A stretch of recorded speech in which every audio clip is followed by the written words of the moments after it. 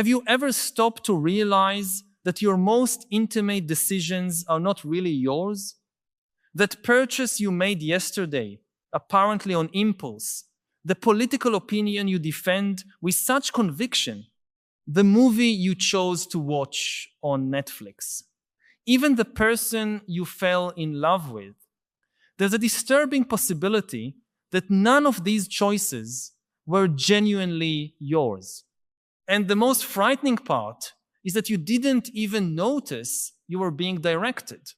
It's as if we lived in an invisible matrix where we believe we're in control while being subtly guided by forces we can barely identify.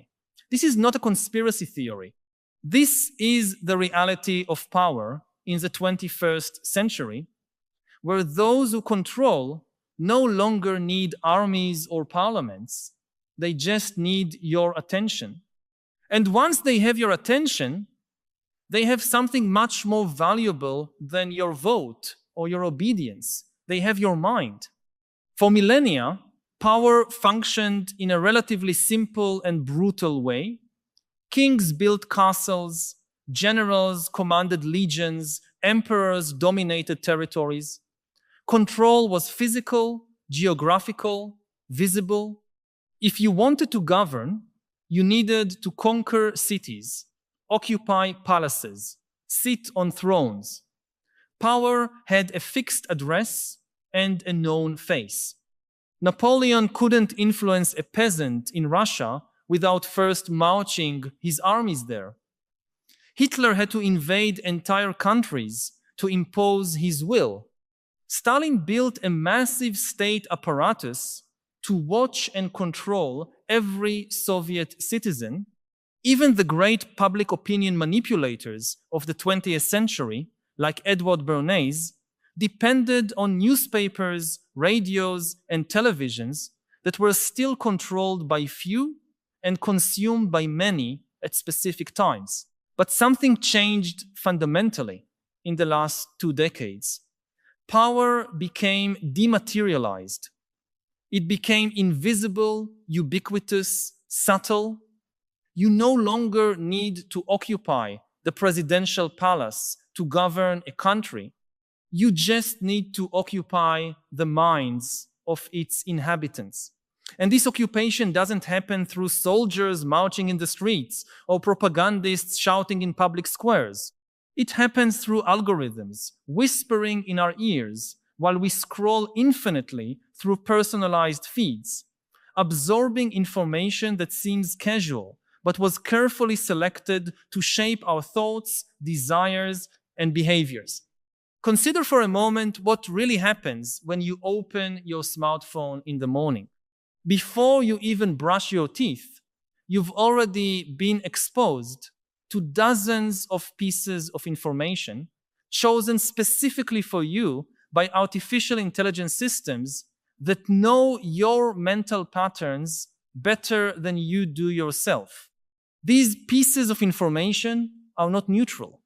Every news item, every video, every post that appears on your timeline was selected to maximize your engagement, your time on the platform, your predisposition towards certain consumption behaviors, and even certain political positions. It's as if you had an invisible personal advisor who, instead of organizing your schedule, organizes your thoughts. The genius of this new model of power lies in its invisibility and the sense of freedom it provides. No one is forcing you to do anything. You can choose not to open Facebook, not to buy from Amazon, not to watch YouTube. Technically, you have complete freedom, but this freedom is a carefully constructed illusion. It's like being in a maze where all the walls are transparent and you can see all the exits, but somehow you always end up following the same path, making the same decisions, reaching the same conclusions. The difference is that now the maze is in your mind, not outside. And here we arrive at the most disturbing point of this transformation. The new holders of power have discovered something that ancient emperors never knew. It's much more efficient to control what people want than to control what they can do. A traditional dictator needs to spend enormous resources building prisons, training soldiers, maintaining surveillance systems. But if you can make people want exactly what you want them to do, they become your voluntary collaborators. They work for you for free, defend your interests as if they were their own, and are even grateful for the opportunity. Let me pause for a moment to ask you directly. When was the last time you deeply questioned where your most basic desires come from? That urge to check your phone every few minutes, to consume more information, to compare your life with others on social media. Have you ever wondered if these impulses are really yours or if they were carefully planted and cultivated? I know this can be an uncomfortable reflection because it questions the very foundation of our sense of autonomy. But if this thought resonates with something you've been feeling, a vague uneasiness about not being fully in command of your own thoughts and choices, share in the comments, I question the origin of my desires when your honesty can help others realize they're not alone in this experience of feeling subtly manipulated by forces they can barely identify. What makes this new form of control even more sophisticated is its ability to adapt individually to each person. A traditional dictator had to use the same propaganda techniques for millions of people, hoping they would work on average. But modern algorithms know you better than your own family. They know what type of content makes you stay online longer, what keywords make you click, what types of images capture your attention, what times of day you're most vulnerable to external influences. It's as if each person had their own personal dictator, invisible and tireless, working 24 hours a day to shape their thoughts according to interests that are not necessarily theirs. And perhaps the most brilliant aspect of this new architecture of power is that it doesn't depend on any charismatic leader or specific government. The algorithms keep working regardless of who's in political power. They are more stable than any regime, more enduring than any dynasty. A president can be elected or overthrown, but Facebook continues shaping public opinion. A prime minister can resign, but Google continues determining what information billions of people have access to. A revolution can topple a government, but Netflix continues influencing how people see the world through the stories it chooses to tell. This brings us to a fundamental question. If real power is no longer in traditional governments, where is it? The answer is simultaneously simple and terrifying. It's dispersed among a few technology corporations that control the infrastructure of human attention. They don't need to declare war on other countries because they've already conquered the most valuable territory of the 21st century, the interior of the human mind. And they conquer this territory not through invasions or violence, but through convenience and pleasure.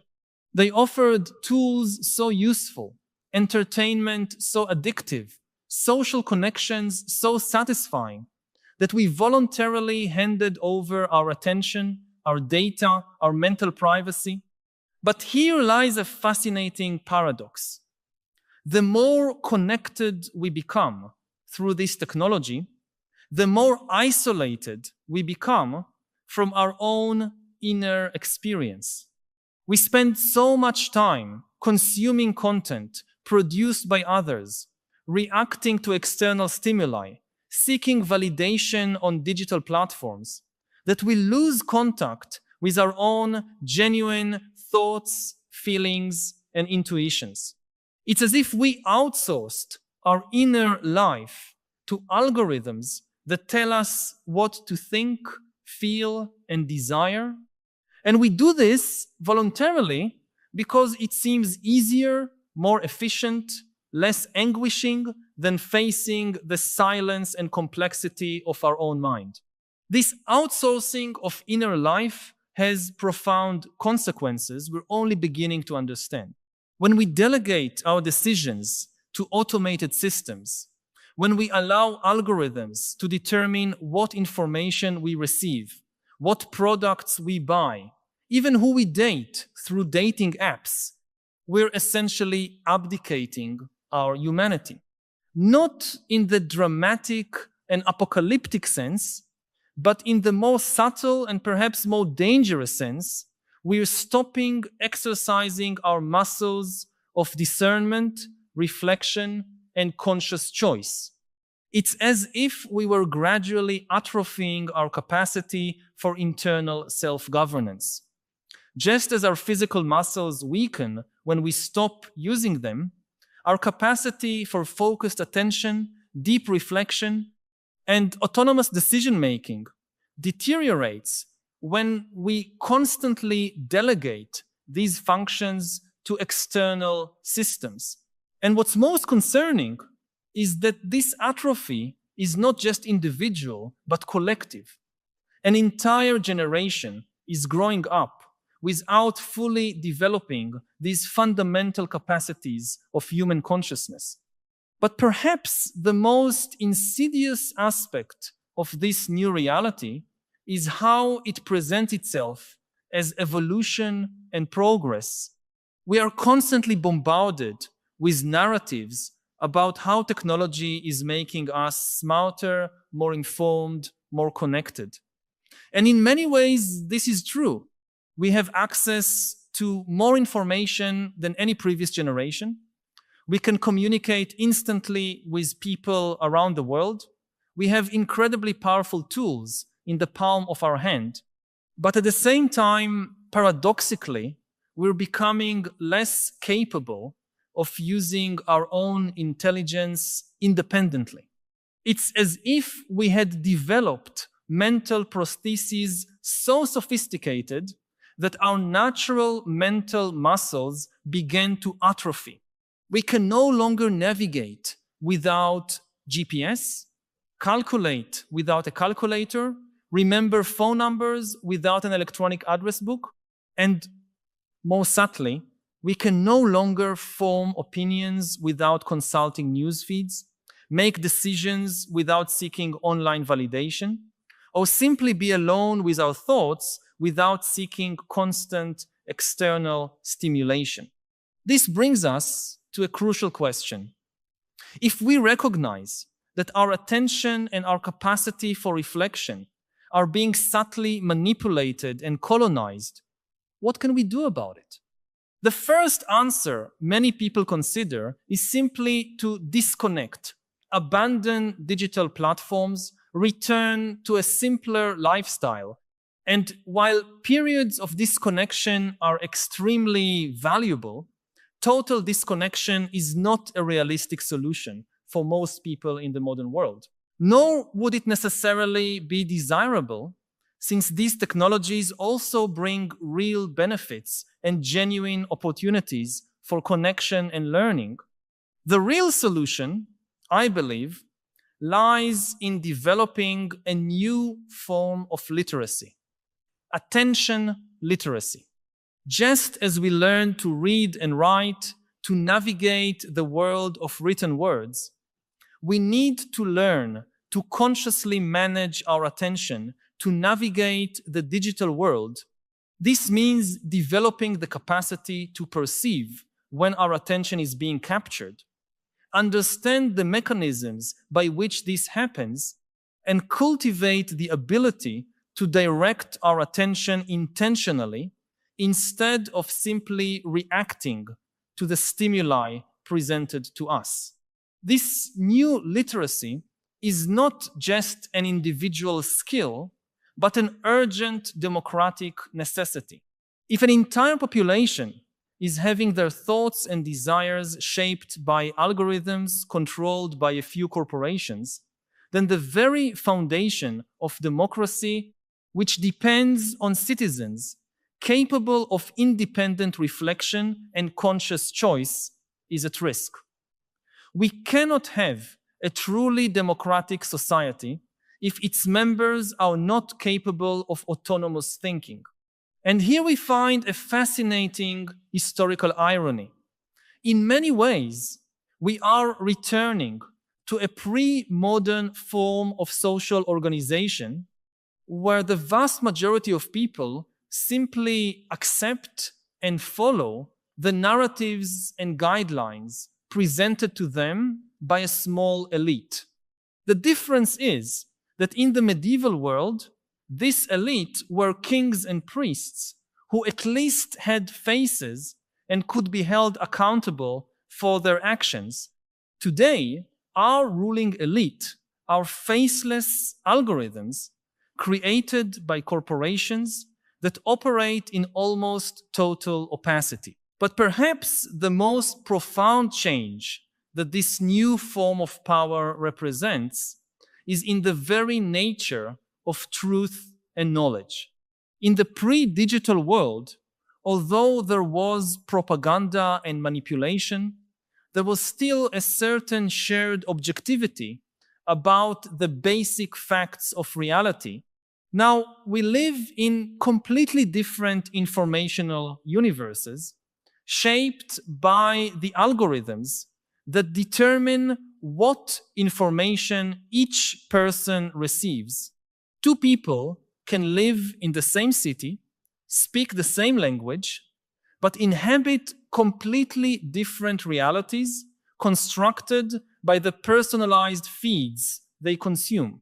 This creates a phenomenon we can call collective schizophrenia, where not just individuals, but entire societies lose contact with a shared reality. And when this happens, democratic dialogue becomes impossible because people are no longer talking about the same world. They're talking about customized versions of reality that were built specifically for them by systems that optimize not for truth or common good, but for engagement and profit. This fragmentation of shared reality has consequences that go far beyond politics. It affects our capacity for cooperation, our ability to solve collective problems, our possibility of building social trust. When each person inhabits their own informational bubble, built by algorithms to maximize their emotional engagement, we lose the common ground necessary for civilized life. And perhaps the most disturbing aspect of this new reality is that it is self-reinforcing. The more fragmented our collective perception of reality becomes, the more we depend on algorithms to navigate the resulting complexity, and the more we depend on these algorithms, the more fragmented our perception becomes. It's a cycle that accelerates, creating a downward spiral toward a society where independent thinking and genuine dialogue become practically impossible. I need to stop here for a moment and ask directly, which aspect of this transformation worries you most? The loss of personal autonomy, the fragmentation of social reality, or perhaps something even deeper that you feel but have difficulty naming? I know we often keep these concerns to ourselves, perhaps because we don't know exactly how to articulate them, or because we fear seeming paranoid. But these concerns are valid and urgent. If you'd like to share, write in the comments. My biggest concern about our digital reality is your voice can help create a space where we can honestly discuss these collective challenges we all face, but rarely talk about openly. But not all is lost. In fact, I believe we are living through a unique historical moment where we still have the opportunity to consciously choose what direction we want our species to take. We can continue on the current trajectory, progressively handing over more of our mental autonomy to automated systems, or we can make the collective decision to reclaim and cultivate our fundamental human capacities. The first thing we need to do is recognize that attention has become the scarcest and most valuable resource of the 21st century. In the industrial world, the most important resource was physical capital. Factories, machines, raw materials. In the post-industrial world, it was knowledge and information, but in the digital world, it's human attention. And like any scarce resource, it needs to be protected, cultivated, and used wisely. This means we need to develop what we could call mental hygiene in the same way we developed physical hygiene. Just as we learn to wash our hands to avoid infections, we need to learn practices to protect our mind from manipulation and informational contamination. This can include everything from simple techniques like checking sources and questioning our own emotional reactions to more sophisticated practices like meditation and regular reflection on our own thought patterns. But the solution cannot be only individual.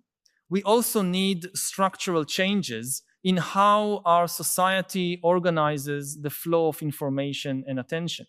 This can include regulations on algorithmic transparency, fundamental digital rights, and perhaps most importantly, educational systems that teach the skills necessary to consciously navigate the modern informational environment. Imagine a world where each person has the tools and knowledge necessary to consciously manage their own attention, where the algorithms that shape our experience are transparent and auditable, where there is real diversity of information sources instead of the illusion of diversity created by personalized echo chambers. This is not an impossible world. It's a world we can build if we make the right choices now. The fundamental question we face as a species is whether we will be able to develop our wisdom at the same speed we develop our technology. We have created incredibly powerful tools to capture, process, and direct human attention. But we have not yet developed the collective wisdom necessary to use these tools in ways that serve us instead of enslaving us. And perhaps this is the true evolutionary test of our era. Not whether our technology can become more sophisticated, we already know it can. The question is whether our consciousness can evolve fast enough to remain in control of the technology. Whether our capacity for internal self-governance can develop at the same speed as our capacity to create external systems of control. This is not a battle between humans and machines, as often portrayed in science fiction. It's a battle between different visions of what it means to be human. One vision sees us as passive consumers of stimuli, beings who can be predicted and controlled through the data we generate. The other sees us as conscious agents, capable of reflection, growth, and genuine choice. The vision that prevails depends on the decisions we make now as individuals and as a society. And here we arrive at an insight that may seem paradoxical. To preserve our humanity in the digital age, we need to become more human, not less technological. We need to cultivate exactly those capacities that distinguish us from machines. Our capacity for deep reflection, our ability to make creative connections between apparently disparate ideas, our capacity to feel genuine empathy and form meaningful relationships, our ability to find purpose and meaning even in the absence of constant external stimuli. Ironically, the very capacities we most need to develop to maintain our mental autonomy are those that our digital culture tends to atrophy. The capacity to sustain focused attention for long periods, tolerance for boredom and silence, patience for slow and deep reflection, the courage to form independent opinions even when they are not popular or validated by algorithms. But perhaps most important is rediscovering our capacity for genuine questioning. In the pre-digital world, asking the right questions was a valued skill because answers were scarce. Now we live flooded with answers to questions we never asked, and we've lost the art of formulating our own questions. Reclaiming our mental autonomy begins with reclaiming our right and capacity to ask our own questions instead of simply consuming the answers offered to us. If these reflections have touched something you've been feeling, but perhaps haven't found words to express, know that you are not alone. We live in a historical moment where questions that seem to belong only to philosophy and science fiction have become urgent practical dilemmas of daily life. By reflecting on these ideas, you are participating in a crucial conversation about the future of our species and about what kind of life we want to build in a world increasingly mediated by algorithms. If you wish to continue exploring these questions, consider joining those of us who are committed to developing a deeper understanding of the challenges and opportunities of our time. Subscribe to continue this essential dialogue about how to preserve and cultivate our humanity in an age of artificial intelligence and to build together the mental and ethical resources necessary to consciously navigate this new world we are creating, whether we want to or not. The future is not something that simply happens to us. It is something we create through our choices, individual and collective. And the most important choice we make every day is where we direct our attention. Because controlling attention is not just controlling what we think, it's controlling who we become. And that, perhaps, is the last frontier of human freedom we can still defend